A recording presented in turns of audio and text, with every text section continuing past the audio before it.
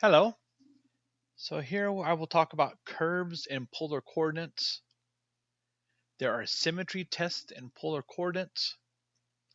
Number one, if substituting negative theta for theta yields an equivalent equation, then the graph is symmetric about the polar axis theta equals 0. That's your horizontal axis, your x-axis.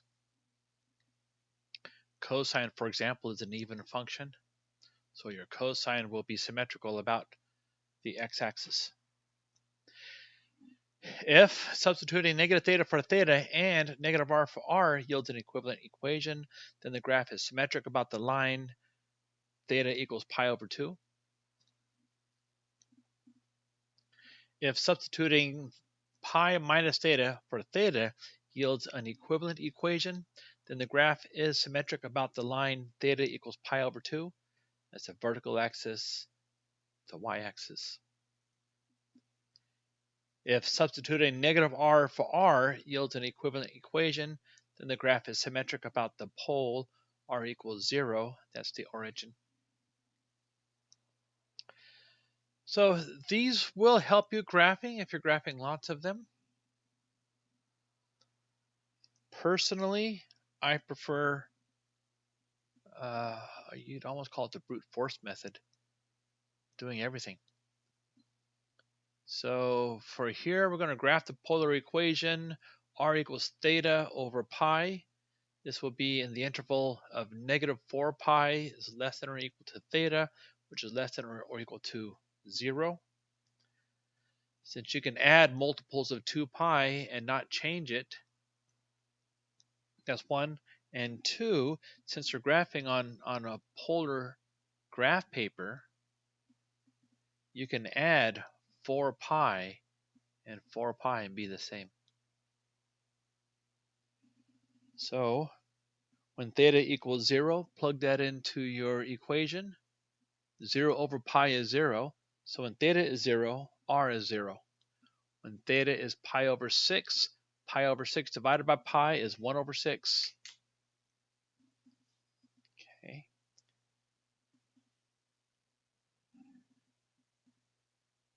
Hopefully you see the pattern. So let's plot these points.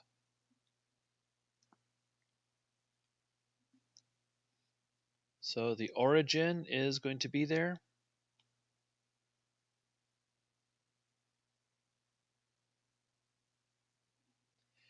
And then at pi over 6, which is 30 degrees, and so this is going up to 4. And so let's mark these. Let's mark each of these as 1/2 intervals. And so this will be 1, 2, 3, and then way out here is going to be 4.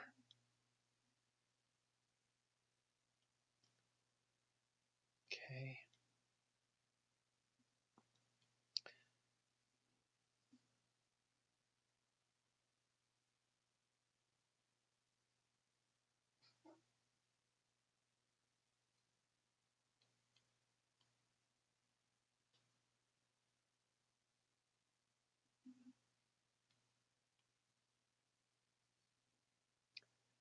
So if this is 1, 1/6 is going to be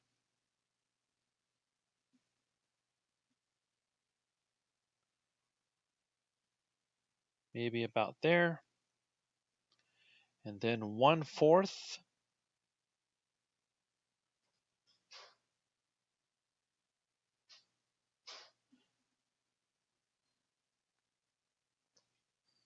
pi over 3, we're at 1/3.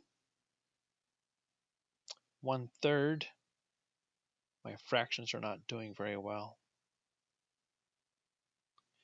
Pi over 2, we're at 1/2.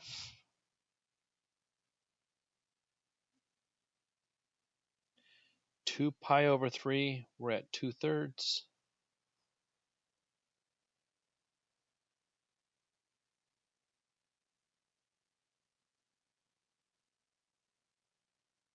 And at pi, we are at 1.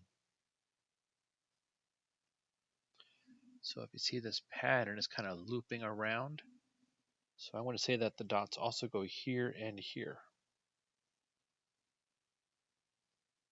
Okay. And then we see that at 2 pi, we are at 2. So at 2 pi, we are at here.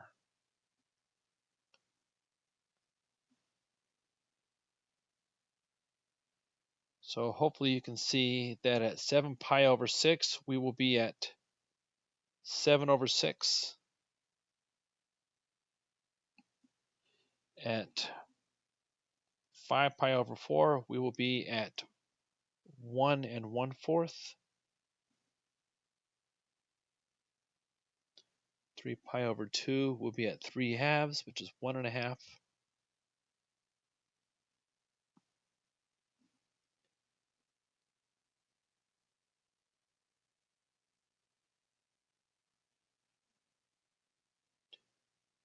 At 3 pi, we're at 3.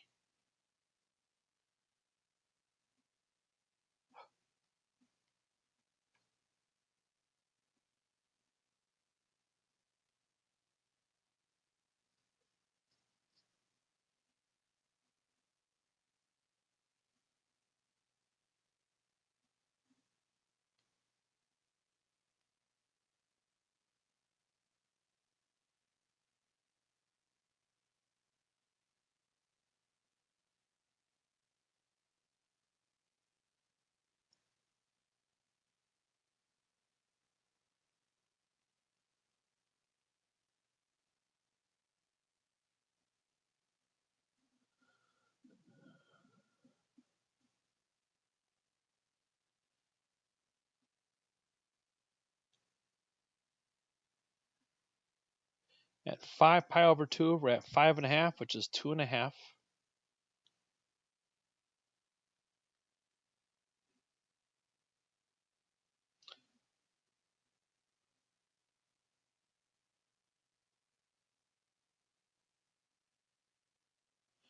So between here and here, we're going out 1 unit. So this will be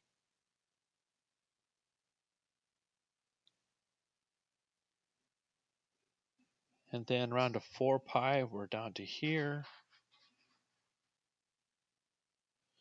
This will be the halfway mark.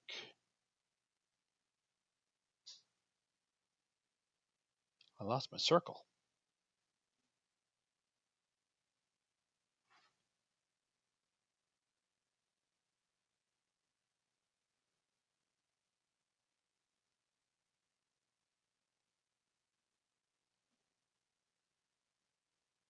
We're going to get this spiral corkscrew looking thing.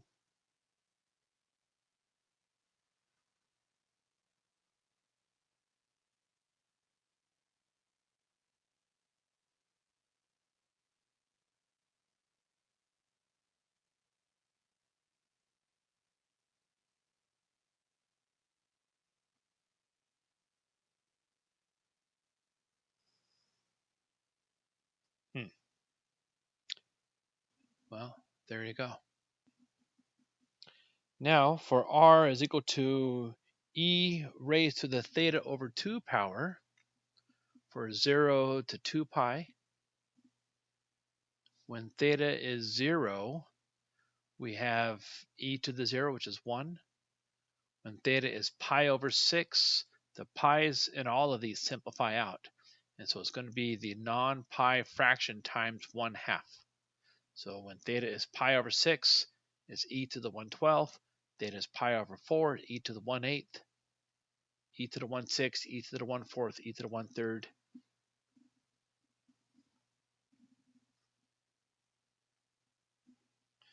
So that when theta is 0, this is going to be 1. So how far are we going here? We're going all the way up to about 3. So let's do these intervals in halves.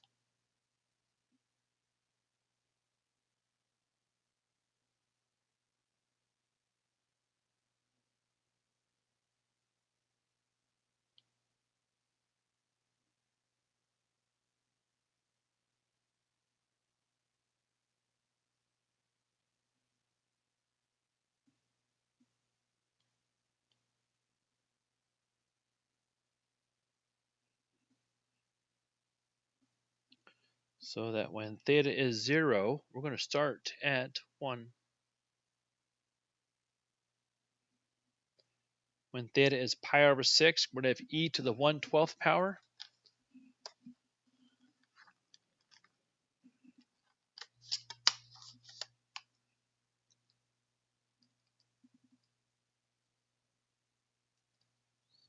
Which is 1.09.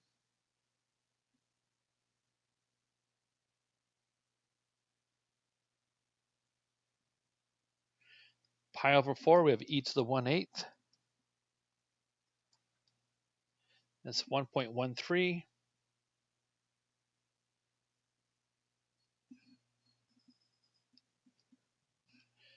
And then we have e to the 1/6, 1.18.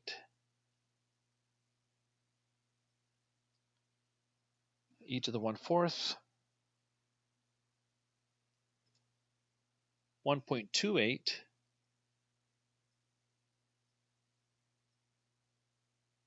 So when theta is pi over 2, we have e to the 1/4 power, which is 1.28.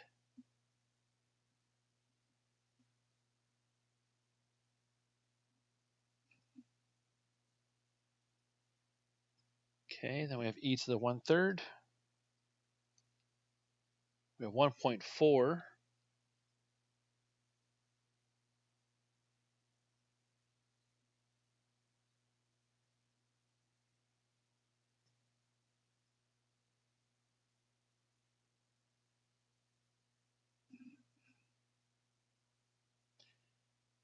Then when theta is 3 pi over 4, 3 pi over 4 divided by 2 pi is 3 over 8. So then we have e to the 3 over 8, 1.45.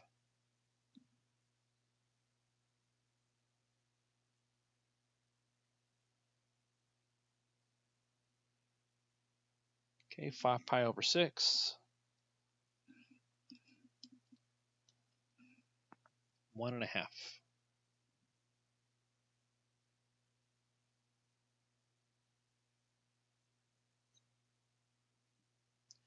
When theta is pi, we have the square root of e, which is 1.6, 1.65.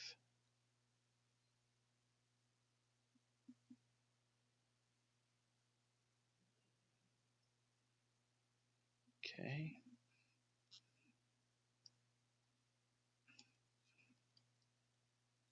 1.79, 1.8.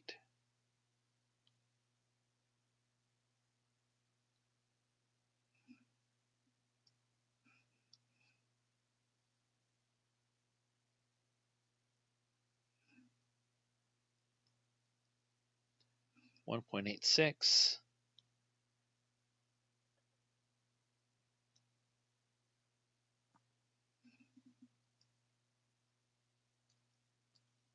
1.95,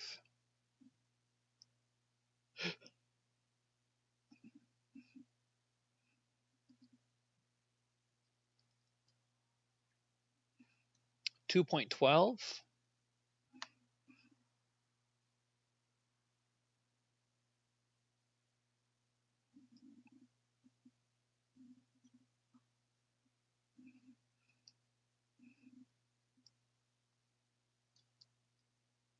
2.3,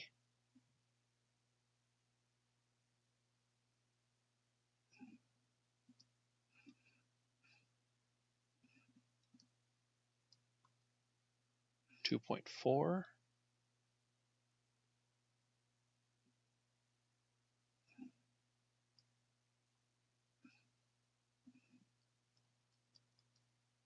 2.5,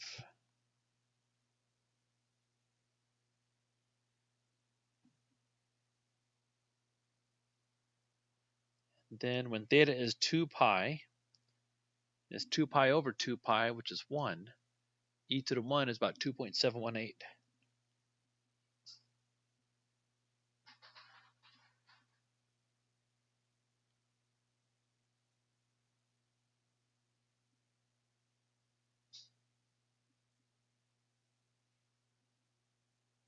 Something like that.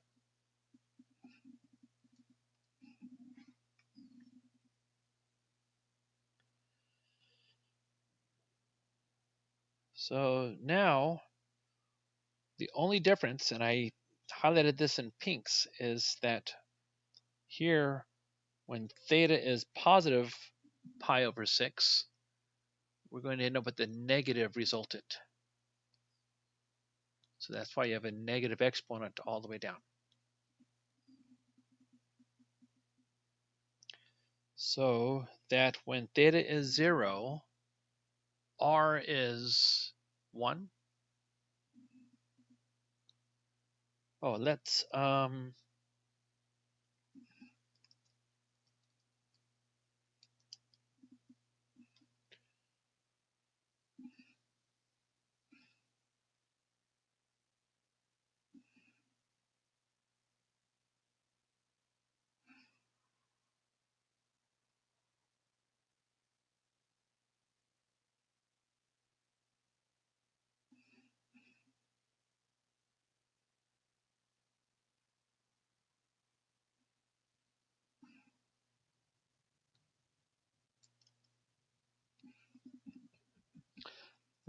go all the way out to 1. Let's number this a little bit differently here.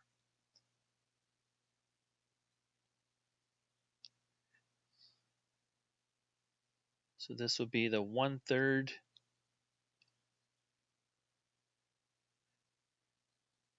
2/3, and 1.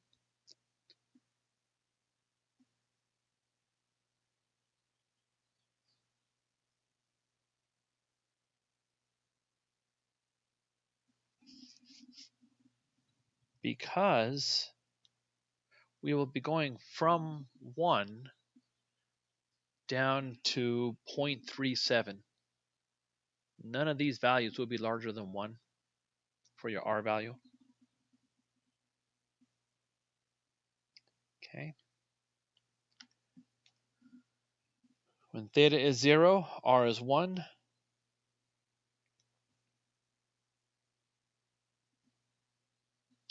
And let's compute all of these. This is 0.92.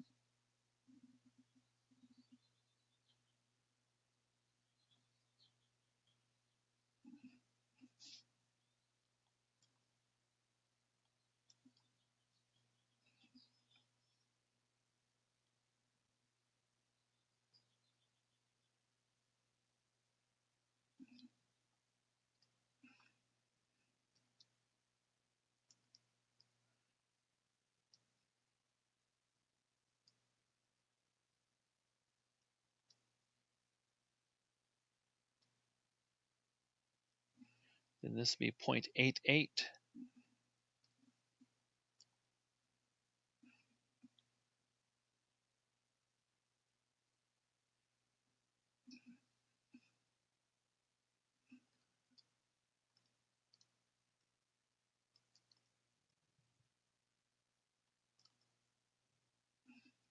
Then it's 0.84.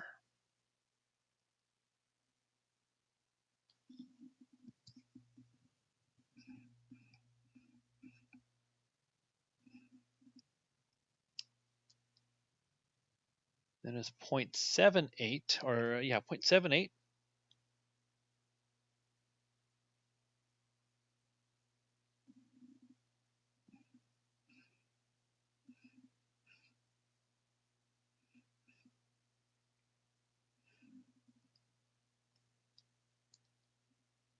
Then the next value is 0.72.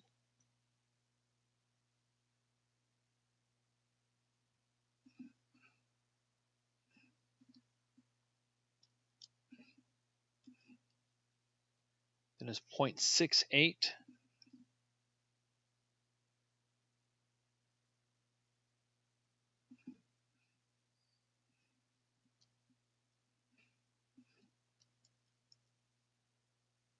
.66.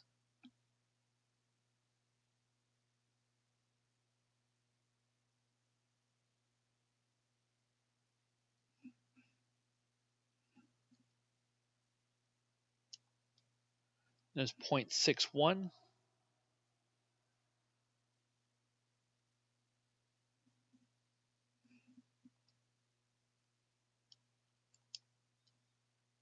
0.56,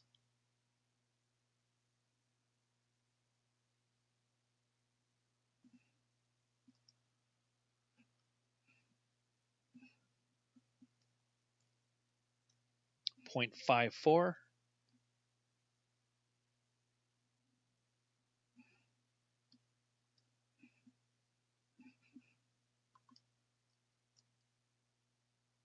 0.51,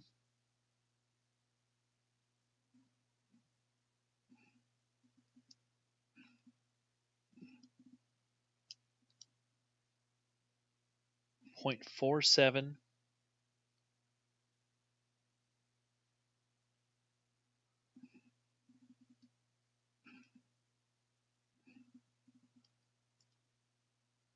0.43,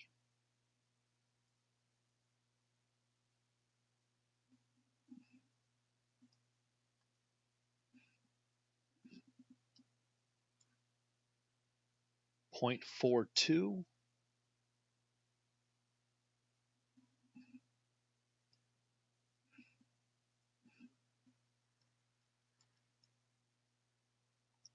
0.3998, 0.4,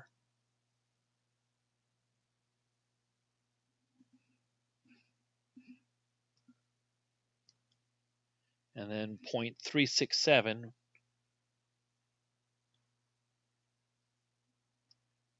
and then connect the dots.